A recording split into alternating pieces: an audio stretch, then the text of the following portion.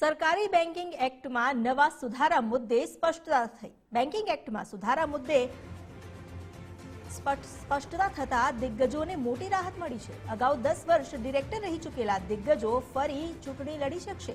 જયેશ રાદડિયા, દિલીપ સંઘાણી, અજય પટેલ જેવા નેતાઓ ચૂંટણી લડી શકશે।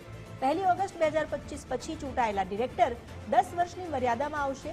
રાજકોટ ડિસ્ટ્રિક્ટ બેંકની ચૂંટણી લડી શકશે જયેશ રાદડિયા। ટૂંક સમયમાં રાજકોટ ડિસ્ટ્રિક્ટ બેંકની ચૂંટણીનો કાર્યક્રમ જાહેર થશે। 1 ઓગસ્ટ 2025 પછી જે પણ ચૂંટાશે તેમના માટે 10 વર્ષની મર્યાદા રહેશે, પરંતુ તે પહેલા જેટલા દિગ્ગજો અત્યાર સુધી કામ કરી રહ્યા છે તેમને તેમની કારકિર્દીમાં કોઈ રૂકાવટ નહીં આવે, કારણ કે 10 વર્ષ ડિરેક્ટર રહી ચૂકેલા દિગ્ગજો પણ ફરી ચૂંટણી લડી શકશે। સરકારી બેન્કિંગ એક્ટમાં જે નવા સુધારા કરવામાં આવ્યા છે તેને લઈને આ સ્પષ્ટતા કરવામાં આવી છે કે 10 ઓગસ્ટ 2025 બાદ જે ચૂંટાશે તેના માટે આ 10 વર્ષની મર્યાદા છે, પરંતુ તે પહેલાના જેટલા નેતાઓ છે, જેટલા પણ પદાધિકારીઓ રહ્યા છે તેમને આ મર્યાદા લાગુ નહીં પડે।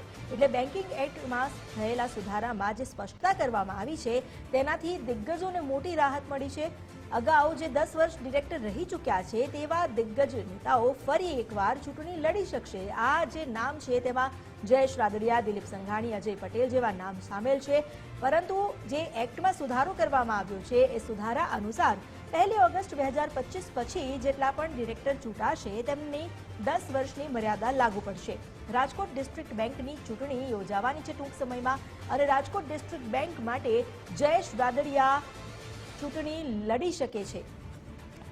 સહકારી ક્ષેત્રમાં જેટલા પણ માંધાતાઓ છે તેઓ માટે એક રાહતના સમાચાર પણ કહી શકાય।